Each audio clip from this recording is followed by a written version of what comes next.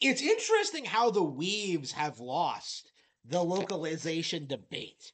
So instead of actually focusing on what they should have been focusing on, right? The politicalization of localizations, people occasionally throwing in some weird reference to like modern politics or whatever, bringing up that time in uh, Tokyo Ghostwire where like a line of dialogue tried to praise communism. Let's ignore all that stuff and let's focus on like completely weird arbitrary things in Nintendo titles, right? This is the thing you'll always notice whenever like the anti-localization debate starts kicking off. Like they always focus on titles that have a very strong tie to Nintendo hardware, right? Recently I've seen people complain about the localization for Monster Hunter Generations, for Tokyo Mirage Sessions, for Unicorn Overlord, for Fire Emblem Engage, right? Does any of this mean anything to you? Like these are all Nintendo games, right? Games that were released or have a very strong presence on Nintendo hardware. Meanwhile, games like, say, Dragon's Dogma 2, Monster Hunter World, the aforementioned Tokyo Ghostwire, these, curiously enough, never get brought up, never get addressed, right? This is the issue I have with the localization narrative is that like people are people don't understand the value in changing text for a foreign audience, right? They don't understand that jokes don't always work, or that the cultural differences are a real like evident thing, or that like sometimes localization changes are warranted, right? There have been documented cases in Nintendo games in particular where the localization made very notable improvements over the original. I think most notably Fire Emblem Path of Radiance, right? The original explanation as to how Ike beat the Black Knight, like, oh, the warp powder malfunctioned, was localized into a more reasonable explanation of like I let you win to like test your power or whatever, right? Which actually I believe the developers even acknowledged that was a better change.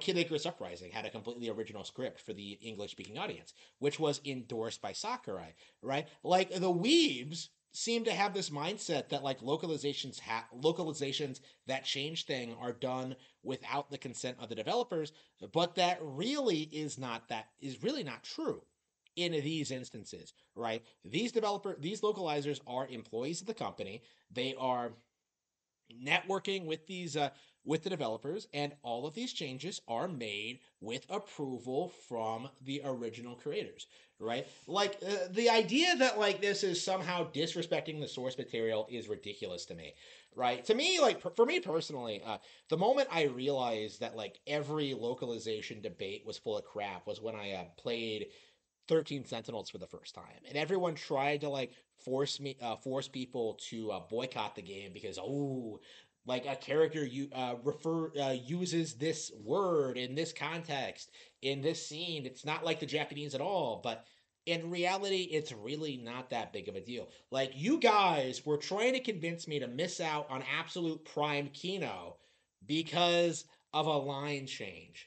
Unbelievable. Keep in mind the rest of the game is like very accurate to the Japanese. So it's like it is to me like a complete non-issue seeing people like complain about the localizations, right? To me, like every time the situation comes up, I am always on the camp of the localizers, right? When it comes to the games that I enjoy, right? Now, that isn't to say there aren't bad localizations that exist, but as I mentioned earlier, it really does feel as if the community is hyper fixated on trying to blame Nintendo for everything, right? There was that incident earlier this year where a discotheque hired a Jello Apocalypse to do some contract work to localize some obscure animes from 10 years ago, right? And this guy goes in there and starts causing all these problems, and then releases this whole expose on the behind the scenes process and da da da. Da. Like, and it was a really interesting incident because like this was someone who had actively maliciously tried going in and changing this show as much as possible. Removing content, changing lines, doing all this stuff. Trying to ruin the entire thing. And we have We know that this happened. We know it's all come out, and yet you're not really seeing people like talk about this situation, right? Like what it means for the industry, because this was not an employee, this was a contractor, right? I think that the vast majority of these kind of weird changes are coming from contractors and not actual employees. Uh, the actual employees actually have a reason to accurately translate games. They have approval. Like contractors just have no have a little bit more freedom in doing whatever they want, right? So that's kind of my impression on it. But the thing is, like, this is an obscure anime that nobody cares about, that came out with that involved this e-celeb, and immediately it gets brushed under the rug. Nobody talks about it, nobody brings it up because it doesn't fit the narrative, right? This wasn't a Nintendo property, this wasn't Fire Emblem, so you can't use it to try and weaponize against Nintendo. Try to weaponize against Treehouse. I gotta love, by the way, how Treehouse is like the only localization team that anyone ever brings up during these conversations. By the way, that keeps coming up over and over again. Like, oh, Treehouse does this. Like, what has Treehouse done? Like, I saw someone try to bring up like Fire Emblem Echoes, right, as an example of like, oh man, look, they completely butchered this dialogue from May. But in reality, it's perfectly fine. There's nothing offensive about it, right? Like, it is. There was it. Fire Emblem Echoes in particular is known for having a really good localization, right? It's not just the script changes; it's like the voice acting and just it's really really good. Way better than like Fates when it comes to the voice performances and stuff like that. But like anyway, my point is, the narrative that we had going into this, right? The narrative that like everybody did, uh,